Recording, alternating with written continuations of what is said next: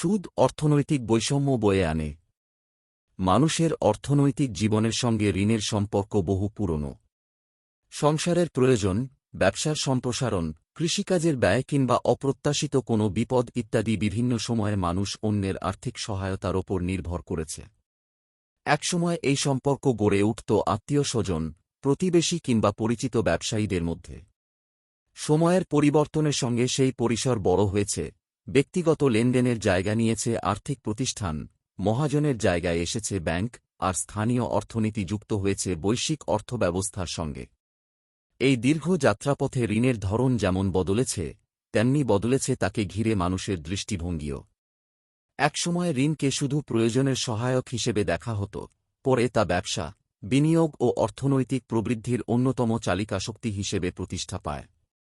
আধুনিক অর্থনীতির বিস্তারের সঙ্গে সঙ্গে ঋণ আর শুধু ব্যক্তিগত প্রয়োজনের বিষয় থাকেনি, রাষ্ট্র, শিল্প, বাণিজ্য, এমনকি আন্তর্জাতিক সম্পর্কেরও একটি গুরুত্বপূর্ণ অনুষঙ্গে পরিণত হয়েছে।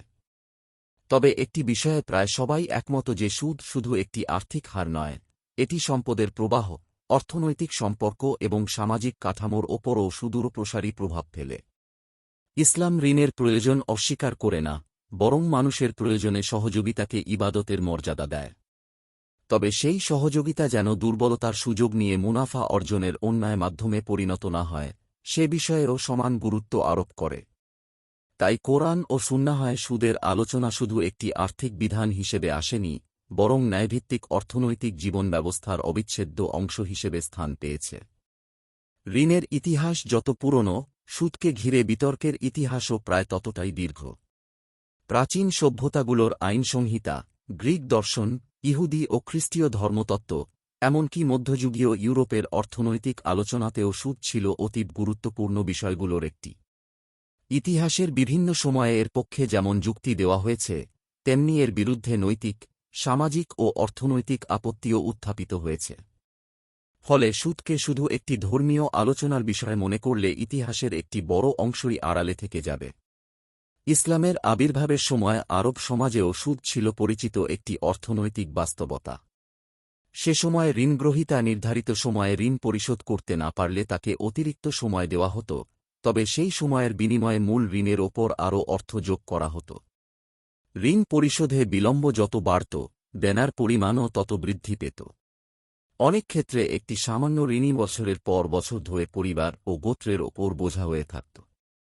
আর্থিক দুর্বলতা তখন ধীরে ধীরে সামাজিক দুর্বলতায় রূপ নিত। এই বাস্তবতার মধ্যেই কোরআন সুদ সম্পর্কে তার অবস্থান স্পষ্ট করেছে। লক্ষণীয় বিষয় হল, কোরআন প্রথমেই সুদের কারিগরি সংজ্ঞা নিয়ে আলোচনা করেনি, বরং মানুষের অর্থনৈতিক সম্পর্ককে ন্যায়, সহমর্মিতা এবং পারস্পরিক দায়িত্ববোধের ভিত্তিতে পুনর্গঠনের আহ্বান জানিয়েছে। সেই ধারাবাহিকতায় সুদকে এমন একটি লেনদেন হিসেবে চিহ্নিত করা হয়েছে, যা সম্পদের স্বাভাবিক প্রবাহকে বাধাগ্রস্ত করতে পারে এবং দুর্বলকে আরও দুর্বল করে তুলতে পারে। আল্লাহ তাআলা বলেন, আল্লাহ সুদকে নিশ্চিহ্ন করেন এবং সদকাকে বৃদ্ধি দান করেন। সূরা বাকারা আয়াত ২৭৬। আয়াতটির ভাষা গভীর তাৎপর্য বহন করে। এখানে বাহ্যিক হিসাবের পরিবর্তে সম্পদের প্রকৃত কল্যাণ ও স্থায়িত্বের কথা বলা হয়েছে। মানুষের দৃষ্টিতে কোনো সম্পদ বাড়তে পারে, কিন্তু সেই বৃদ্ধি যদি সমাজে বৈষম্য, শোষণ কিংবা মানুষের প্রতি মানুষের নির্ভরশীলতাকে আরও কঠিন করে তোলে, তবে কোরআনের দৃষ্টিতে তাকে প্রকৃত সমৃদ্ধি বলা যায় না। বিপরীতে, মানুষের কল্যাণে ব্যয় করা সম্পদ বাহ্যিক হিসাবে কমে গেলেও তার সামাজিক ও নৈতিক প্রভাব বহুগুণে বৃদ্ধি পায়। কোরআনের এই দৃষ্টিভঙ্গি ইসলামী অর্থনীতির একটি মৌলিক বৈশিষ্ট্যকে সামনে নিয়ে আসে। এখানে অর্থের মূল্য শুধু তার পরিমাণে নির্ধারিত হয় না, বরং সে অর্থ কিভাবে অর্জিত হল, কিভাবে ব্যবহার করা হল এবং সমাজে তার প্রভাব কী, এসব বিষয়ও সমান গুরুত্ব পায়। অর্থনৈতিক ন্যায়বিচারের আলোচনা তাই ইসলামে সম্পদের পরিমাণ দিয়ে নয়, সম্পদের চরিত্র দিয়ে শুরু হয়। ইসলামী অর্থনীতির আলোচনায় সুদকে বিচ্ছিন্ন কোনো বিধান হিসেবে দেখা হয় না। এটি এমন একটি বৃহত্তর অর্থনৈতিক দর্শনের অংশ, যেখানে সম্পদের প্রবৃদ্ধির পাশাপাশি ন্যায়বিচার, মানবিক মর্যাদা এবং সামাজিক ভারসাম্যও সমান গুরুত্ব পায়। এ কারণেই ইসলাম সুদের বিকল্প হিসেবে কেবল নিষেধাজ্ঞা দেয়নি, বরং অংশীদারত্বভিত্তিক বিনিয়োগ, ব্যবসা, জাকাত, সদকা, কর্জে হাসানা এবং সম্পদের সুষম সঞ্চালনের একটি সমন্বিত অর্থনৈতিক কাঠামো উপস্থাপন করেছে। সমসাময়িক ইসলামী অর্থনীতির অন্যতম পথিকৃৎ মোহাম্মদ ওমর চাপড়া তাঁর ইসলাম অ্যান্টি ইকোনমিক চ্যালেঞ্জ গ্রন্থে লিখেছেন, একটি অর্থনৈতিক ব্যবস্থার সাফল্য শুধু জাতীয় আয় বা উৎপাদনের পরিমাণ দিয়ে বিচার করা যায় না, বরং সেই ব্যবস্থা কতটা ন্যায়বিচার প্রতিষ্ঠা করেছে, মানুষের মৌলিক প্রয়োজন পূরণ করেছে এবং বৈষম্য হ্রাসে ভূমিকা রেখেছে, এসবও তার মূল্যায়নের অপরিহার্য মানদণ্ড। ইসলামী অর্থনীতির মৌলিক দর্শনের সঙ্গে এই দৃষ্টিভঙ্গির গভীর সামঞ্জস্য আছে।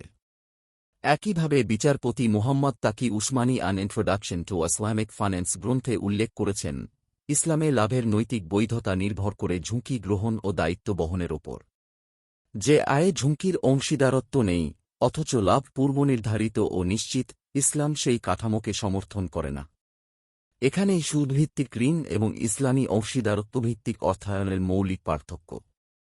এ কারণেই কোরআন সুদের বিষয়ে শুধু নৈতিক উপদেশেই সীমাবদ্ধ থাকেনি, বরং একে দ্ব্যর্থহীন ভাষায় নিষিদ্ধ ঘোষণা করেছে। আল্লাহ তাআলা বলেন, হে ঈমানদাররা, আল্লাহকে ভয় করো এবং সুদের যা অবশিষ্ট আছে তা পরিত্যাগ করো, যদি তোমরা মুমিন হয়ে থাকো। অতঃপর যদি তা না করো, তবে আল্লাহ ও তাঁর রাসূলের পক্ষ থেকে যুদ্ধের ঘোষণা গ্রহণ করো। আর যদি তাওবা করো, তবে তোমাদের মূলধন তোমাদেরই থাকবে। তোমরা জুলুম করবে না এবং তোমাদের ওপরও জুলুম করা হবে না। সূরা বাকারা আয়াত 278-279। আয়াতটির শেষাংশ, তোমরা জুলুম করবে না এবং তোমাদের ওপরও জুলুম করা হবে না, এটি ইসলামী অর্থনীতির একটি চিরন্তন নীতিকে সংক্ষিপ্ত ভাষায় ধারণ করেছে। অর্থনৈতিক সম্পর্কের ভিত্তি হবে ন্যায়, পারস্পরিক দায়িত্ববোধ এবং মানবিক মর্যাদা, কোনো পক্ষের দুর্বলতা অন্য পক্ষের স্থায়ী মুনাফার উপায়ে পরিণত হবে না। আপনার একটি শেয়ার হয়তো কারও জীবন বদলে দিতে পারে। সাদকায়ে জারিয়া সওয়াব পেতে ভিডিওটি শেয়ার করুন। সোর্স: ইসলামী জীবন, কালের কণ্ঠ।